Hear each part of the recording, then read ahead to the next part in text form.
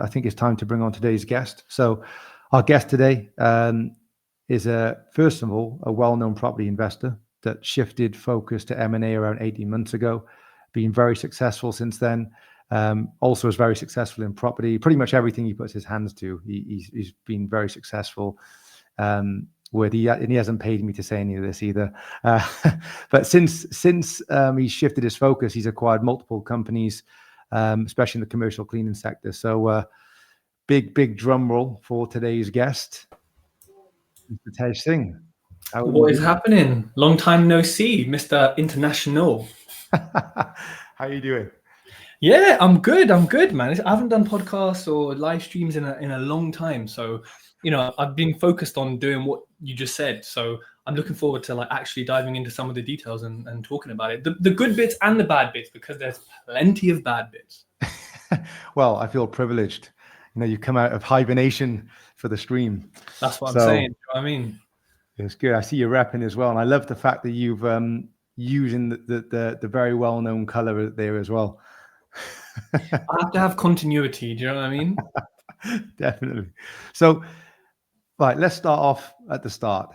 What was it that shifted you from property to buying businesses? And before you answer, I think the reason why I think that's a big question is because you still have a property portfolio. I believe is still very hands-off and passive. You scaled very quickly in property as well, and you sort of took the same energy and did the exact same thing in M&A. So yeah, what was the shift, and why did you decide to shift? This guy called D. Ludlow was talking about buying businesses. No, I think the reality is I was always going to start. So I did property to be what you just said, to be like the kind of passive foundational income that you can count on, and it goes up in value. And in the case of how I did it, it didn't leave in much money. So I did it for not to be a business. I treated it like a business, but it's more like that's a portfolio of assets, like job done. So I was always going to start some type of business afterwards. When, where, what it was, I didn't particularly know. I thought it'd be in the automotive sector, which is going to be my next business. And I was just going to start a business. And then I remember you were talking about M&A because you'd done it at that point, and we spoke about it, and you basically went through the pros and cons. And I said, actually, this makes sense. I've run businesses before. I've got the experience. I've got the confidence to talk to people. I've got investors from property who will loan me money, like no problem. So this makes sense because, for example, in a food business, you could spend 100 grand fitting out a kitchen, but you could very easily buy a food business for 20 grand that comes with a kitchen, with a lease, with customers, with goodwill, with branding, with everything. And I thought, okay, in that industry, that this just makes sense. And I looked at garages. Again, you could spend 50 grand on ramps, on tools, on things like that. You're in the industry, you know this. But you could also buy, a business in that industry for a lot less and get all the equipment with it, which sounds crazy. If you haven't got experience in it. But I think that just shifted me to say, actually, let me just buy. I've got cash. I haven't got time. This suits me a lot better. Yeah. And you mentioned a few industries there. You seem to be rolling up the commercial cleaning sector at the moment. You are the guy. So I know you looked at automotive. I know you're still looking at automotive. I know you've acquired in the food industry, but also the cleaning sector. What was it that drew you towards commercial cleaning specifically? So I first looked at food. I looked at cars. I looked at maybe one or two other sectors, and it was kind of reverse. So I found the deal just because I was just doing research, doing what we do. And then I looked at the numbers and thought, this is crazy. Even at asking price, this is crazy. I didn't get it for asking, I also got it for less. But I thought, this is crazy. This is a standard boring business, right? It's solid. Even if I buy it and just, I don't know, grow 10% year on year, just chilled, I could just have this as a business. It could just be there and I spend an hour or so a day on it. So for me, it was the logical reasoning of whatever industry this is, this deal is so good that I just can't walk away from it. And then I researched and I looked at actually, everyone wants a tech startup, everyone wants annual recurring revenue, everyone wants a 20x multiplier when they exit. It's 99% of people are just, it's not going to happen, right? what I like, it's like with property, is just the boring vanilla thing, which is not going to be replaced by AI or robots anytime soon. It's needed. It's so bland that it doesn't necessarily attract, a certain type of person or certain type of money. And as a business, it's quite clear. You've got revenue, staff, equipment, a couple of fees and software and shit like that, and then profit. And obviously lots of tax before that, thanks UK government. Whereas in the food business, they're like 100 lines, and then you have profit. Well, you don't actually have profit in that industry in the UK, but anyways. So I just looked at it and thought, this just makes sense. Like, it just ticks all the boxes. And then it was such a good deal that I went for it. And then, do I enjoy cleaning? Hoovering is quite therapeutic at home, but like I more enjoy the business of business than the specific thing that it is. Yeah. And how would you mentioned a few things about how would you describe your overall acquisition strategy? Because, you've acquired a lot of revenue using acquisition. Are you focused on an actual roll up? Do you want to just get some, I don't know, regional dominance, or are you just doing it for just pure cash flow? Like what's the plan? Yeah, everyone always asks. I think most people think, and it makes sense, that you'd roll it up, sell it at a nice multiple, exit, chunk of cash, happy days. I think that will happen at some point, but it's not what I'm thinking of. Of course, I'm growing it and, operations, processes, like it's going to be sold someday. Because I'm quite chaotic, so I kind of need to do that even for myself and for my team. I think the real plan, at least for another 2 or 3 years, probably longer, is cash flow. Keep growing it, keeping it lean, keeping it efficient.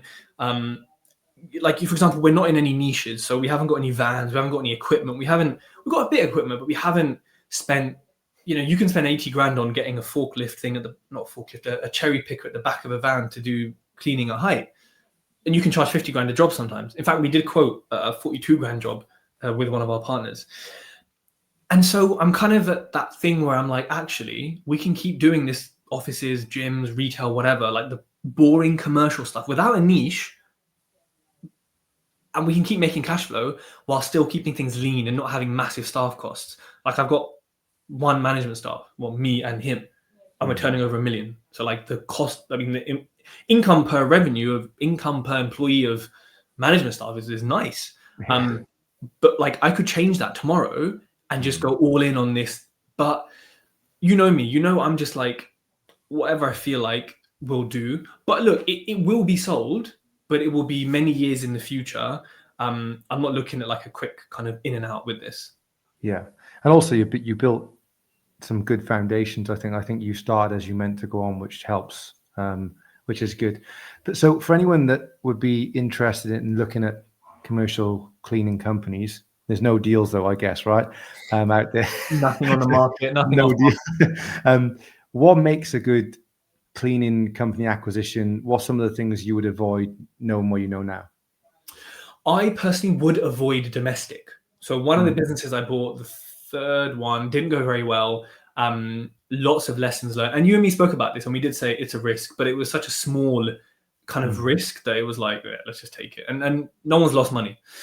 So, and the investor's been paid back early, etc., etc. So I would avoid domestic unless, if it's your first business ever and you have no experience, whatever, buying a little domestic business actually might be a good thing to do. But I think if you're wanting to have 500,000 plus, maybe even 250k a year turnover, I would avoid domestic cleaning. It's lack of contracts with staff. Doris down the road doesn't want to pay the price that you want to charge. They can drop out straight away. Transport, having a central hub. The income you can make from it is not too good. Where you can make good money is like domestic commercial, so like end of tenancy cleans, builders cleans, things like that, because it's charged fixed fee, but you know how many hours it is. So there's a big gap in between like profit and revenue. Sorry, a small gap between them. So I would avoid domestic. I think what makes a good, and what I would say to go for, which I haven't, but I think can work really well is to go for a niche, graffiti removal, pigeon poop, biohazard, cleaning up dead bodies. Like there's so much money in that. Specializing in cleaning at height. I think going for niches is, I mean, they probably will attract a higher multiple when you're buying, but there's money in being specific and focusing on things. I would say what makes a good deal is the strength of the contract. What's the notice period? Is it a month? Is it 3? Is it 12? Is it rolling? Have you got a contract? What are the terms in that contract? Because a seller could say, yeah, everyone's on 12 months. They can't escape the contract, blah, blah, blah. Until you've read that contract or a solicitor has read it, you don't know the strength of that, because it could have a 2-week break clause at any time for fun. You're like, who made this stupid contract? So contracts are really, really important. I would say the kind of clients they have contracts with, is Travis Perkins better than Uncle's little builder's merchant? Sometimes, that's quite subjective, and I think that needs people like us to actually help people and review those contracts. Because we clean for like Travis Perkins and things like that. Are they better than our local little people? We can go back and forth about that. Figures, obviously you want nice, clean, adjusted net profit.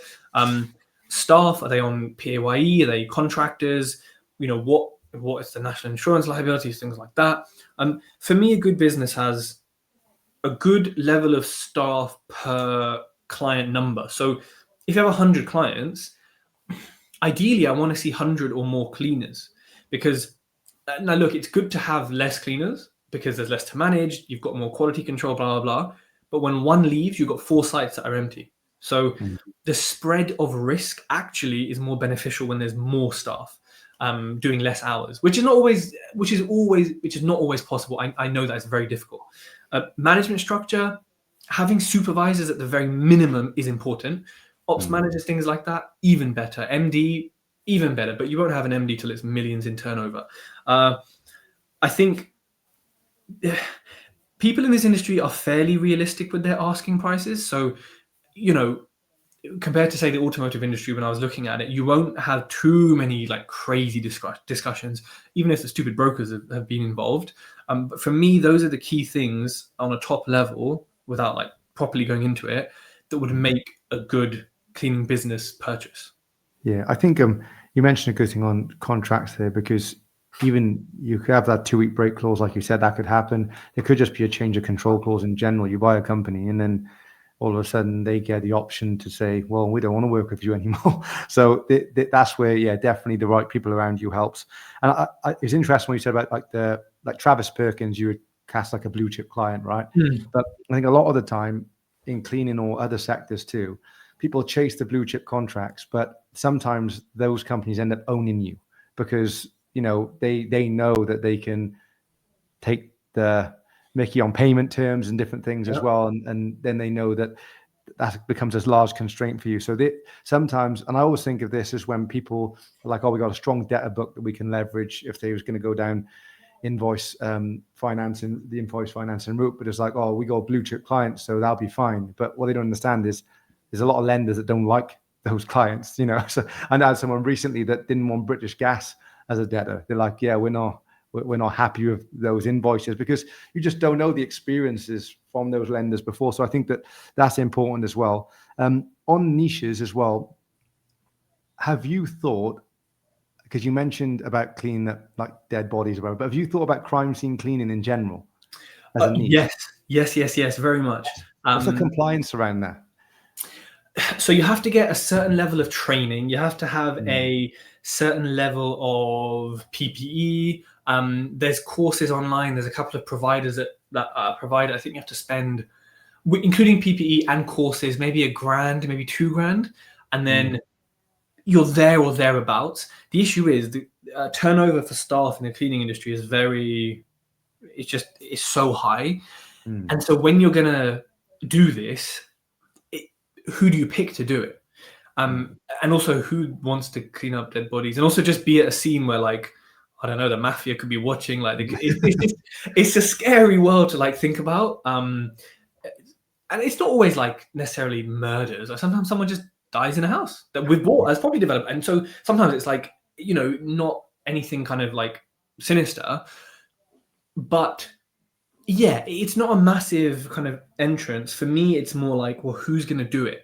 Because right now, I can think of one or two people potentially who would do it, but to spend a grand or two on them at Mm, this point, for me, I mean, yeah, we could easily do it, but it's too early. I know we're turning over £1 million, but it's too early for me to pick someone to do that specifically. mm, If it was something like cleaning at height using, there's these like carbon fiber vacuum cleaners that cost like £7,000 because they can reach 14 meters high, but they're really light because they're made of carbon fiber.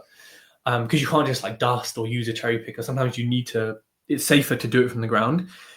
Something like that is a bit different because we buy the vacuum, it's ours, and then we've got to train people. But the training is nothing like the biohazard kind of one. So we are looking at niches, and that one for me is actually particularly interesting because the profit margin is like crazy on that one.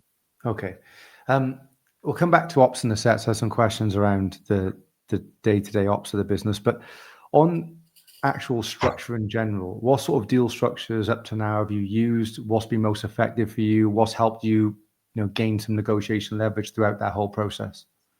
I think the deal structures have actually been pretty simple, I would say. Probably the core structure that you talk about in 5D, which is a payment upfront, usually Mm, 50% max. I bought these businesses when they were smaller, so 50% wasn't like a big deal, and then the other 50% paid over 1, 2, 3, or 4 years. I've done it quarterly, which is good for cash flow. You just have to remember to put the money aside. Sometimes you forget because you're just busy spending.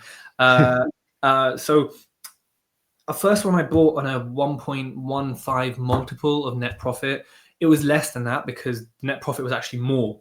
So sometimes once you get in a business, things are different. No matter how much due diligence you do, someone missed a point somewhere, someone forgot that, and actually every time the net profit's been higher. So that's been mm, quite nice. That hasn't been lower. good. Uh, and you can never kind of factor that in. It just happens sometimes. So yeah, first one was a 1.15. Second one was a 1.8, I think, multiple. Mm, Both were about 50% upfront. Both 50% were funded by an investor from property who's probably lent me, I don't know, 400 grand at this, like in total at this point. mm, Um, and then the quarterly payments afterwards were paid from the profit of the business. So I've currently, the second cleaning business I bought, I think I've got 20 grand left to pay him. He lost a lot of money on deferred payments because he didn't meet various clauses and warranties, which he was totally cool with, which was nice. We were obviously very upfront about that. And then the first one's been paid off, first investor's been paid off. So yeah, second investor and second seller have to be paid off. Third business was bought. It was bought for 6 grand cash on like a 0.5 multiple. That was with an investor, and that was paid off 2 months ago, 3 months after that happened. So yeah, the structures have been quite straightforward. It's kind of that basic, way that you can buy a business.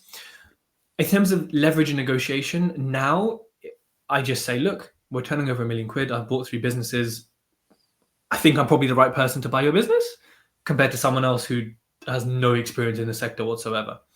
I think also like there's books here like Never Split the Difference, Tribe of Mentors, Winning. There's so many books here that like have taught me to negotiate and to have those sales discussions and to be confident. And if I mm, had no business experience, I really wouldn't. I'm still a confident person, but I wouldn't be this technically confident. mm, But honestly, I think one of the best things to do in terms of negotiation is to ask questions and to act like you don't necessarily know things, because what you want is them to say something. I don't want to go in and say, "Oh, so that's how it works." I want to say, "I know how it works, but so how do you do it?" And then mm. see if they're like with builders and property. I want to know: are you trying to take the piss, or are we having a proper discussion? So, you know, read books on sales is probably one of the biggest tips, because you can learn little techniques that will get you way ahead of other people. Oh yeah, sales is massive, and like you said, that the more they speak, the easier rapport is anyway, because they build the rapport for you, which is a massive help. Silence speaks volumes. So you mentioned a few multiples there: 0.5, 1.5. Well, the 1.5 is probably actually less because you had a nice surprise that it actually earns more money, and then the 1.8, which probably was similar to the 1.5. So I think it's fair to say now turn over 1 million in revenue. I'm sure that you've improved the businesses, no doubt, and found some synergy. Because I know you mentioned, we'll talk about it in a sec, about some of the cross-sell or upsell opportunities.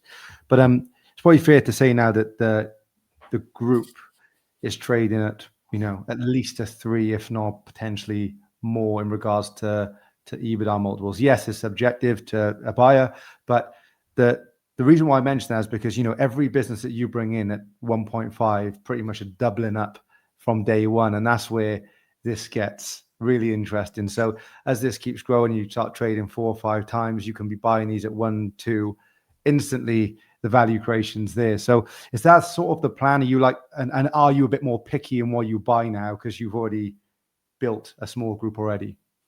I think I'm just cheap. I think I'm just I've had these good deals, and now I'm spoiled, honestly, because there are deals that I have definitely been like, oh, you want 2.5, you want 3? Nah, I don't believe in that. And actually, they're probably really good businesses, but you kind of, I've got such good deals then that I'm kind of, I've had a phase of doing that, and now I'm a lot more like, actually, I will go to certain numbers. At the same time, we've grown so much organically, and now I'm looking at bids and tenders, and they're such hard work, but they can add, I don't know, 1 to 100 grand a month in revenue, and they have pros and cons against M&A. So I'm still doing M&A. I've still been having conversations the whole way through, still been having those conversations, but I'm also focusing my time on bids and tenders now, because I want to just have one. I want to do one, and we won one recently that was about 25 to 30 grand a month, depending on, some of them are like Airbnb, so it goes up and down, from one client on a 3-year contract. I'm retired again. Again, like, that's the 3rd or 4th time. The 8th time. So, like, I'm very, for the listeners, I'm very much like, what feels right, what is working, and what, for me, M&A's been quiet. I've still been having conversations, but I've just not been getting the leads back as much, and maybe because I've been focusing on the other things. So, yes, I would love to keep acquiring at one point, whatever. It's like property. You buy it so cheap that day one you got equity. That's kind of, what I'm doing. But for the listeners, don't get it twisted. You ain't going to find these deals. Like, they are incredibly rare.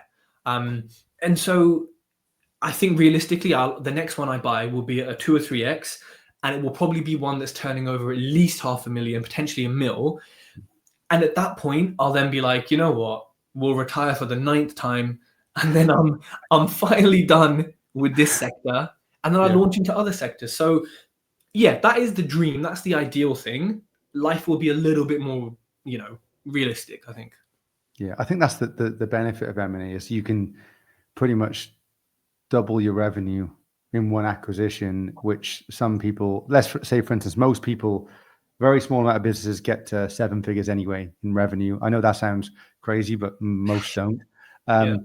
So, the fact that you've got it through acquisition, and imagine, doing another deal, you double it. Some people have taken like 2-3 decades of grind to get to that sort of revenue, and then you can just do it with one deal. So that's, I think, what the benefit is. But I think that because you've got such a good foundation and what you've done now, you can be more picky. And if you do have to pay up a little bit 2 or 3 times, all that does overall for your group, in the grand scheme of things, you're not really paying a hell of a lot, even at 2 or 3 times, let's be honest. No, you're not. And that point that you said about decades, that just reminds me, like, it's kind of like, it's magic, because you and I speak to sellers every day, every week, every month, and they say, yeah, I'm turning over 1 mil, I'm turning over 500,000, 750. I'm like, oh, how old are you? What's your plans? Oh, I'm 70, I want to retire. Sometimes I'm like, brother, you're 70 and you've only hit 750K. Now, I don't mean that in like a disrespectful way, because everyone has different where they want to get to, right? I don't want to be at 10 mil. Like, I don't, I'm not going to be. But I always just think, like, this is magic. Like, this M&A shit is fucking magic. You put nothing in if you have an investor. The thing gets paid by the profit. Yes, you take a bit less profit, fine. Sometimes you take no profit because that's the deal, fine. And then you have a business that's worth more probably than what you bought it for. But then you've got people taking 10 years to grow to that level. And I just think, like, honestly, And until someone does it, even when you do it, you're just like I look back and think we hit a mill. 2.5 years ago, there was nothing. I didn't have a cleaning business. I was sitting here doing property and what, like, it is magic, man. Honestly, it's crazy the comparisons that you see. Yeah, it feels like a cheat code. So on the ops, because you've got 3 in this sector now, I know you've bought in other sectors too, but have you centralized operations, or if you kept them running independently? So because we're stretched from like Nottinghamshire to like Southampton to soon be a bit of Suffolk, and then kind of almost everything in the middle of England. The middle of England is probably the bulk in the shires. It's centralized from I have an ops manager who was in my food business, and I brought him across because he's so good, and he'll be the MD one day, hopefully, right? So he's like at that level. That's what we're training him for. So it's centralized in a sense that me and him do it. We're both far away from each other enough that we're also then closer to certain sites. So it is centralized to an extent. We also have supervisors kind of in each key area. So there's kind of levels of it. Because when I'm buying businesses, I'm not too focused on the location. I won't necessarily do like Scotland. I know it's only an hour away, by flight or whatever, but I won't necessarily do that. But most places are within 2 or 3 hours because I'm in the middle of the country. And we haven't even looked at London. Like London there's clients, every building has like 30 clients in, right? Because everything's kind of high rise. So it is centralized to an extent, as much as it can be at this stage. When we buy more businesses and win more clients, we'll again add another layer, potentially another supervisor. But the good thing about commercial cleaning is generally same time, same place, every week, same person. So the last 2 weeks have been batshit crazy. Like we just had so many people leave. So there's just been so much going on. But the 3-4 weeks before that, brother, there was nothing to do. There was nothing. Chemical audits. There was a few audits, and obviously I'm busy because I'm working on building it and growing it. But from an ops point of view, the team were handling it and it just wasn't too crazy. But right now we're crazy. But in 3 weeks, we'll be all right. Oh, okay. Sounds like you live in the dream. I mean, I'm not in Dubai, so I don't know. You could be. So you mentioned then you brought someone out like obviously a specific skill that you like to bring them from one business into another. You also have a recruitment background. You're also in a sector that's quite demanding on staff, and people do struggle with staff retention. I don't know if you have, but what's that cycle like for you, and how have you been able to manage it? Because you sounds like you've got quite a lot of coverage across the UK. Yeah, so honestly, that's the most difficult part, recruitment. If recruitment was like, if your recruitment is sorted in this business, everything else is fine. Staff won't complain, clients won't complain because you got the right people doing the right things. Only reason the clients complain, not because of me, they might want to, but it's not because of me, it's not because of my team, it's because of what's happening on site with the cleaners. So oh my God, if I look at my Indeed billing over the past 2 years, wow, like they have made pee. But then so have I, and if I look at the number of CVs in my life now, I've must have looked at 3,000, 4,000, 5,000 CVs and had hundreds of it, thousands of interviews probably. And so my recruitment background definitely helps because I can go in there and just within 2 minutes, I've shortlisted. I can get on the phone within a couple of minutes. I know, cool, yeah, this is a vibe. This is going to get there. Or I'm like, nah, this is not happening. So, and I'm trying to pass that on to my ops manager, but I'm still doing it because I'm very good at it, and I've done it for 7 years now in terms of like recruiting people for me, for others, for whatever. It is just very difficult, and it costs a lot of money, and it's hard when one of our sites in Nottingham is like, oh, I'm not turning up today. I'll quit. See you later. Okay. I mean, look, I would never jump on a clean anyway, but my ops manager can't necessarily go and do that. Is my supervisor free? It's this. It's just communication, but having the right people. If we didn't have supervisors, I would be living on edge. Like I'd be just anxious like a sheep the whole time because we got supervisors, and also having a member of staff and ops manager who has a job, who is so ambitious. He knows that like we're relying on him, and he feels that responsibility, and he loves it. So sometimes I'm like, you better sort it out then, innit? Yeah. Close. because I'm doing a video with D, so you better sort the shit out. And, like, because you're paying people to do it, and he's great. And so it's a mixture of those things, but it's hard. It is very, very hard. Yeah.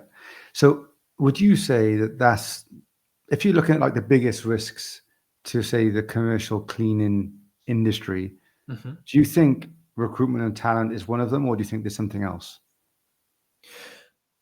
It's a risk, but it's an ongoing risk that isn't going to change and is only going to get worse. You know, because if the government want to send, you know, immigrants and stuff back, who's going to clean? Because it's easier to sit on fucking benefits, isn't it? At 25 grand a year and do nothing. So Brexit made it harder, like, and for healthcare. So if the government keep moving with this thing, I don't know who's going to clean. You know what I mean? Like, I have a mixture of people who work for me, but things like that are going to affect it. National insurance. So I'm paying 300 quid a month to the government to insure me with shitty healthcare, shitty roads, shitty everything.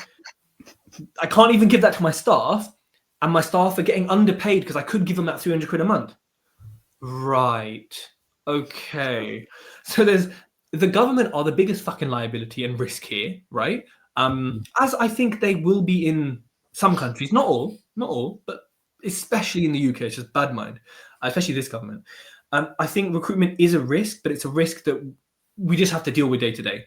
I think one of the biggest risks, and you know, this is a risk for us, is massive facilities management companies and cleaning companies that turn over millions and millions and millions, charge like, make 50p margins an hour, clean for Tesco's and all these lot, you know, they are a bit of a threat because they're not looking at some of the smaller contracts we take. But when we look at some of the bigger ones, I need to be charging 25 quid an hour plus. They can charge 16, 17. Like, who are you going for? Me or Mighty or whoever?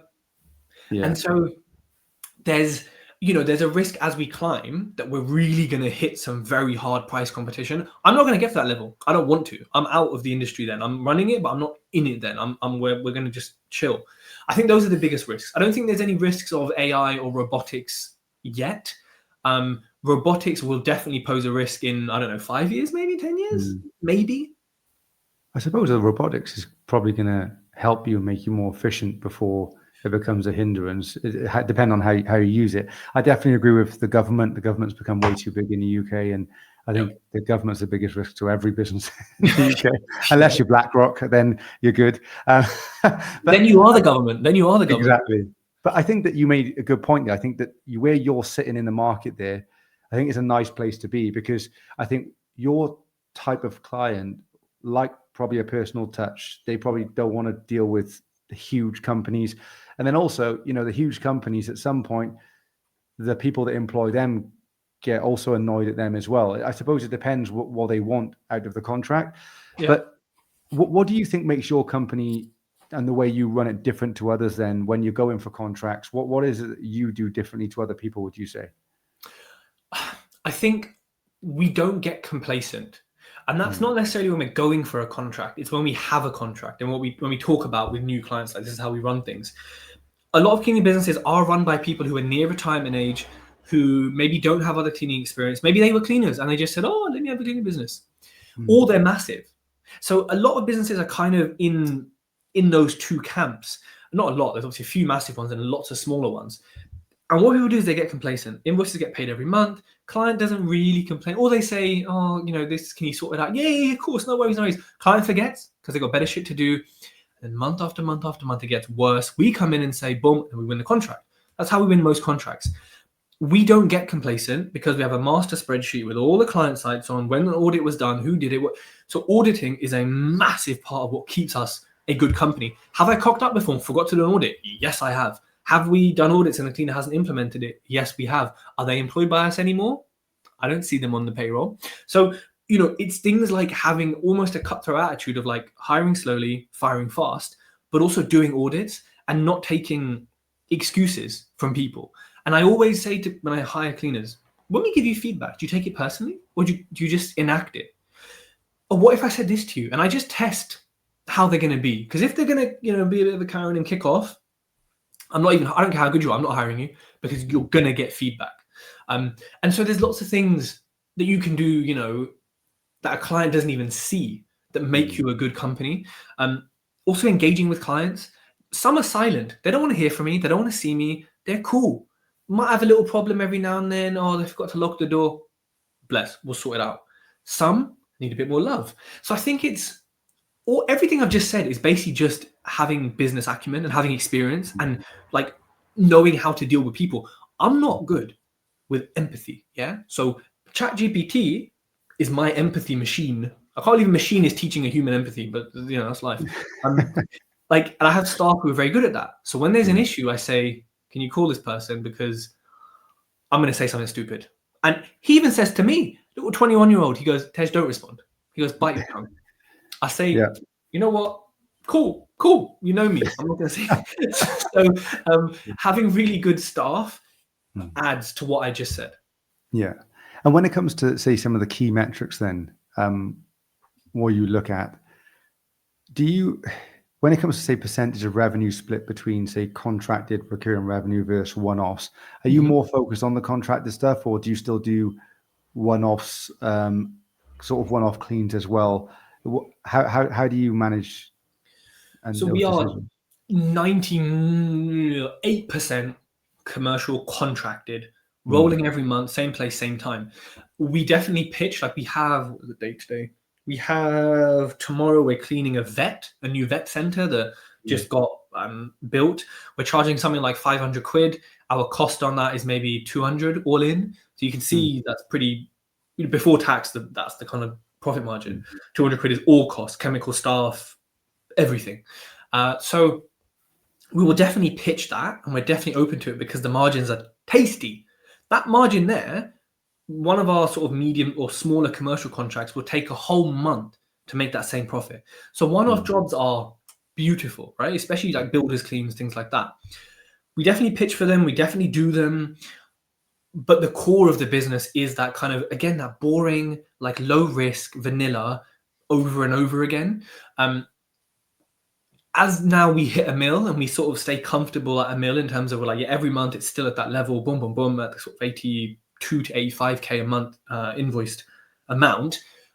As I said earlier, I'm looking for niches. So now some of these niches will be one-off jobs where we quoted a cleaning at height one for about 42K.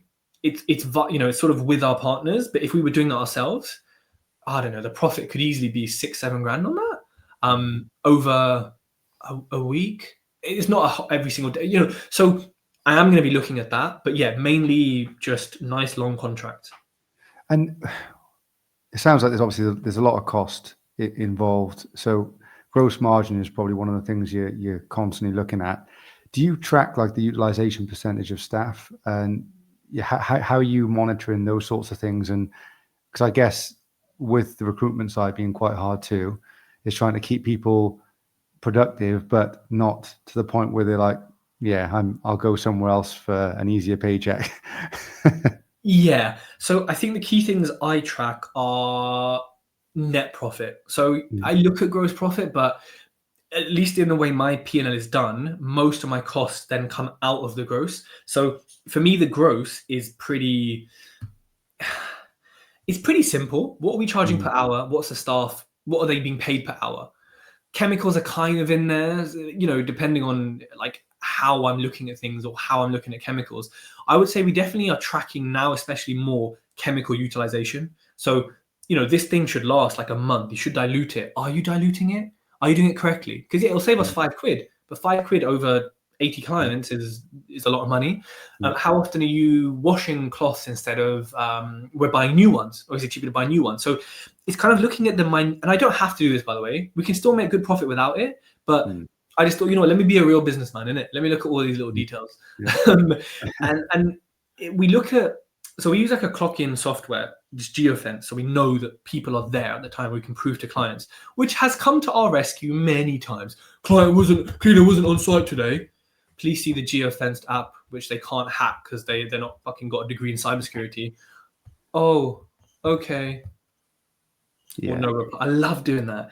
And so we track those hours versus the hours the client's paying for, to make sure there's no variance. When we clean caravans, Are we doing the 2.5 hours that we have? Are we doing more? So it's kind of tracking things like that. But most cleaners know you're only getting paid for the contracted hours. If there's any issues with, this is going to take too long, or like you think there's not enough time on that job, you tell us. We come and visit, we audit, and we speak to the client and we say, we might need more time, or we can only do so much. And that happens on the rigs. Yeah.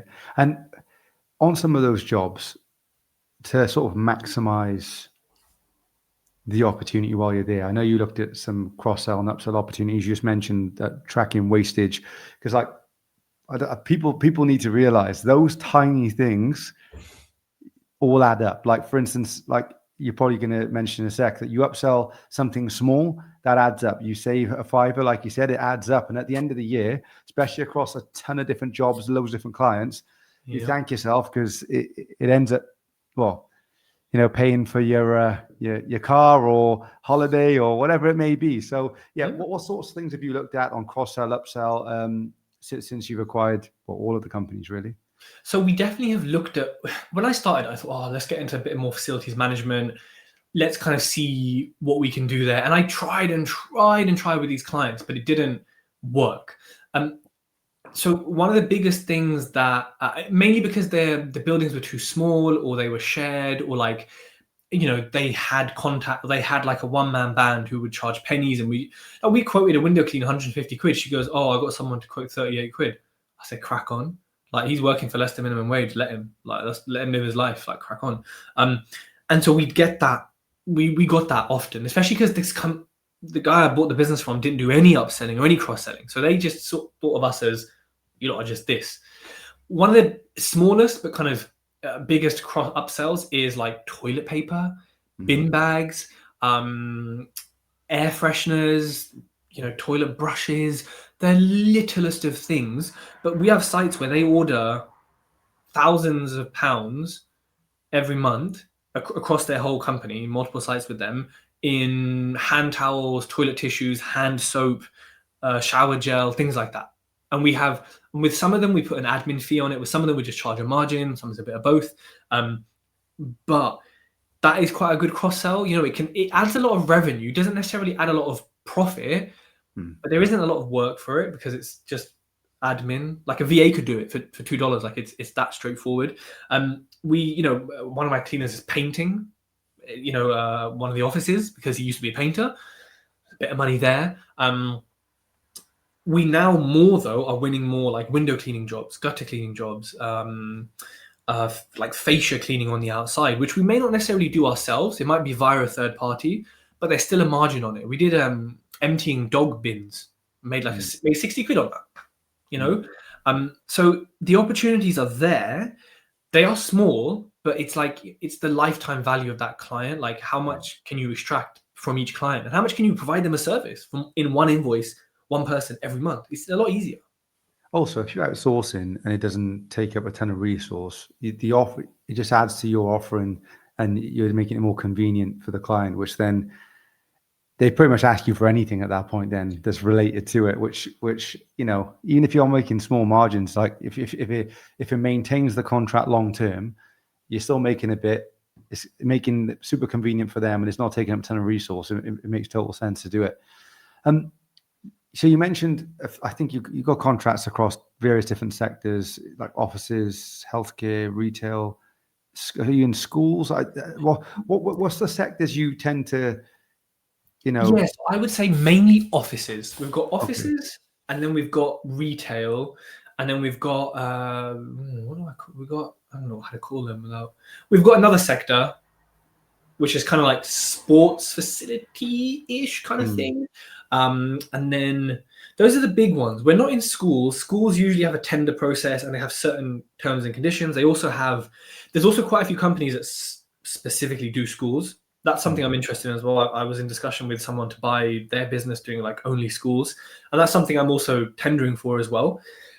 I think it's kind of spread, but most buildings that we clean have an office of some kind that we clean. And then they might do other things. Like we have a car parts warehouse, but we clean their office, and then they clean the warehouse. We have a a plastics manufacturer, massive warehouse, but we clean their offices for the factory and for the kind of non-factory. So yeah, there are definitely sectors or industries that we don't even touch. Like, the opportunity's there. Okay. Now, question on the deals that you've done. They seem to have been all done at very fair valuation in your favor. If you know what you know now, if you could go back to the start, would you have acquired all of those companies again? I wouldn't have acquired the third one. The shitty little domestic one, I wouldn't have acquired. We've kept 2 contracts from it, which bring in 1,400 a month in revenue. Was that worth it? No. Was that worth the employment tribunal that I'm going to have in a year? It's a good lesson, to be fair, but was it worth the hassle? And the thing is, it's very difficult for me to say it wasn't worth it because I've learned so much, and I really haven't paid much for it, So I wouldn't acquire it again, but I'm also so grateful for the lessons, because now I'm like, yeah, I thought I was hard before in business. Now I'm just like, yeah, like everything is just so much stricter now, and I'm so much more on it with certain things. I know how much you love legals, so yeah, it's all fun and games. This isn't even the fun legals. It's not like commercial litigation where you can kind of, this is like very, yucky. Yeah. And on acquisitions in general, if you had something on the table now, I know you're in a growth phase, but what would be like the perfect case scenario for you now for like another cleaning company first, and then we'll go into automotive? What would be like the most ideal company size? What would it have to have? What sort of contracts and what sectors would those contracts be in for you to be like, yeah, this would make total sense to bring into what you already have? That's a lush question, that is. Oof, a boy can dream. It would be turning over $500,000 to $1 million, but no more and no less. It would have at least 2 operations managers, at least 4 supervisors. I mean, those numbers are kind of variable. It would probably be cleaning schools, and it would probably be cleaning healthcare. A nice split between them would be really nice. And I would want to see a 30% sort of adjusted net on that after I've adjusted it. 20 to 30, let's call it, but the reality, it would be 30 when I owned it. I would want it to be all in one geographical area. I think buying at that level is more ideal when it's in an area. It also helps me consolidate and kind of add more depth to the group, because it's shallow at the moment in the sense that there's lots of things there, but there's not lots of things here. Maybe that's just me logically being like, oh, let's do that. That would be ideal. Or same characteristics, but like super niche: graffiti removal, pigeon poo removal, pressure washing for like something like that would be awesome to add like a really big niche. But schools and healthcare are a good niche that's still kind of broad, because we've done healthcare, and we do healthcare. Actually, we do some dentists and whatnot, but like maybe a different kind of healthcare. That for me, that would be ideal. Okay, that's the criteria. And what about automotive? I know you've got a love for automotive. What would be the perfect case scenario in that sector for you? So I think for me, I used to look at mechanics and like that kind of side of things. I'm less interested in that now. I'm not interested in car sales like you do. Every car salesperson I speak to, and I was speaking to the MD at Porsche the other day, where I got my car from. Okay. And he was telling me the margins, and I was like, okay, at that level where you're turning over tens of hundreds of millions, cool, like a couple of, that's fine.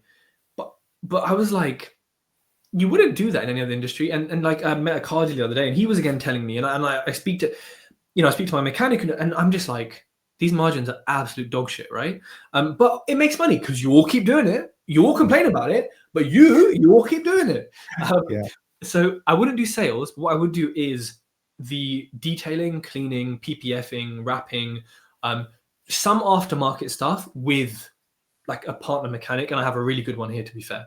And I would, and I can't talk about it too yet, but I've got an idea to make it kind of more unique. So for me, it would be acquiring probably just the space that has some type of ramp in it, has some level of waterproofing, drain. You know, it's quite niche. I think more likely than anything, I will acquire a brand or some goodwill or something, and then I'll have to kind of find the space because it doesn't need too much tech. To be fair, it's more just like the water, kind of getting rid of water, which is a pain in some of these units. And then I will build the brand, and it will be awesome. Potentially even acquire like a mobile detailing something, and you know, for me that's a really fun sector. Like I'm really excited about that because the content from that will be epic. And I just think like I love cars. It will give me so many opportunities. But also from an owning car perspective, it's a lot easier when you have an automotive business to like own cars through it. So yeah, I'm super excited for that. That's not going to happen for at least 6 months. I want to get the cleaning business to at least 1.5 million, get my guy more and more trained up, and then I'll like look at things like that. Yeah, I think you're obviously aiming at all the parts of the automotive sector that actually make money, which is good. Because it's crazy. You're right on sales. Like most dealerships drop in at a sub 5% margin. Just this is what it is. It's a lot that goes into it to pull that margin out. Actually, there's a broker sent something over to us probably about 6 months ago. It wasn't something we was really looking at. There was a family office interested, right, in the real estate because it's so real estate heavy. The business, these are the sort of numbers, is awful. They was doing 800 million in revenue, right? Huge group. Hence why the family office was interested in all the commercial real estate.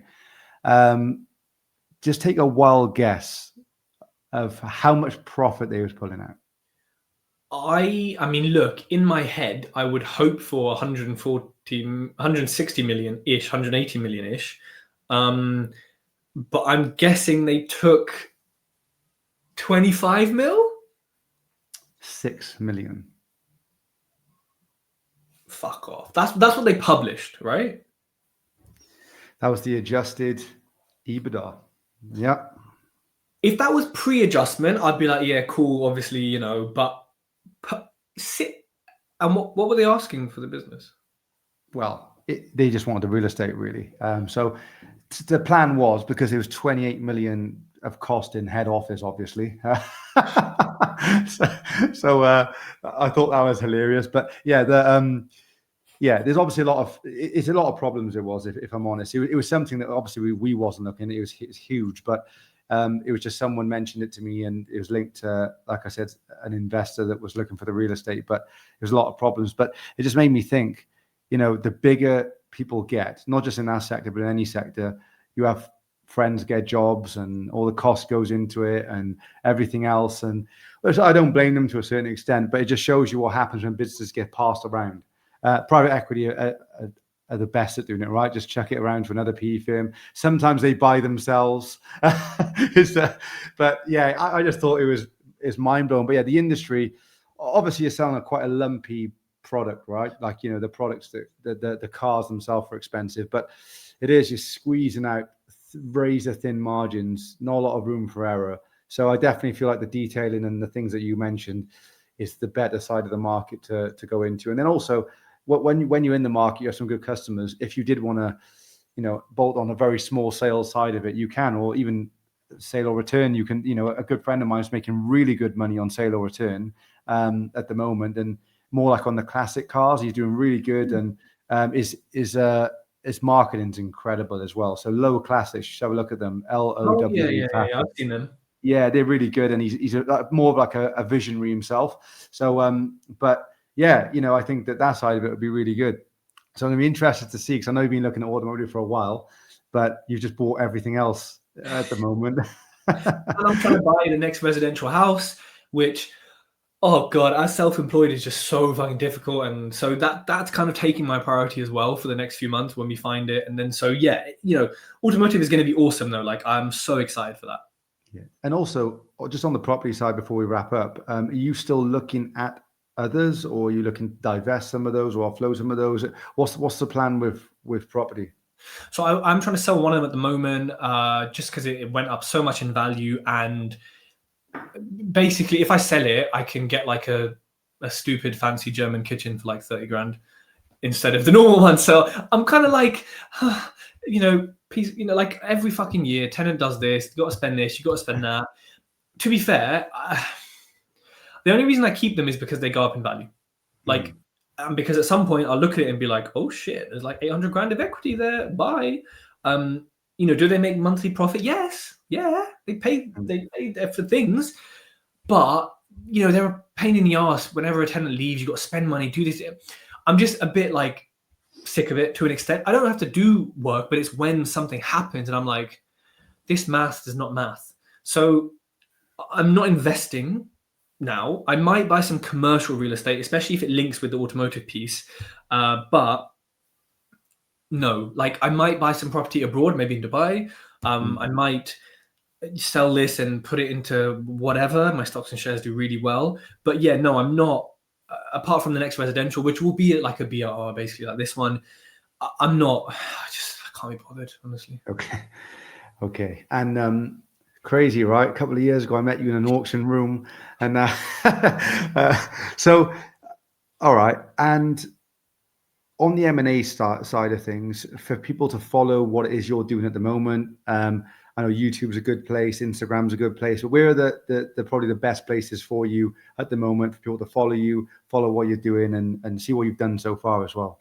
So Spotify or any podcast player, TED Talks being better, or just TED Talks, that is where I do my cleaning chronicles every week, where I take you through the M&A side, but also the ops side and the staff side, and just all the kind of daily bits of like running this business and just business in general. And then Instagram. So Instagram and the podcast right now are the most heavily active elements, and YouTube will pick back up again at some point. But yeah, Instagram and podcasts. Amazing. Well, as always, appreciate your time.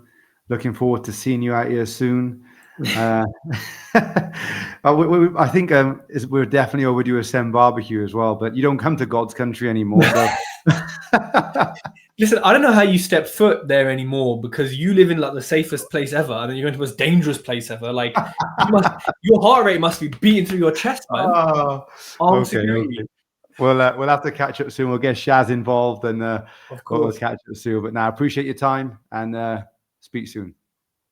Cheers. So, guys, anyone that's interested in commercial cleaning or just acquisition in general, definitely go and give Tej a follow over on Spotify and YouTube and Instagram as well. Tej, pretty much dived in very, very quickly and scaled very quickly too.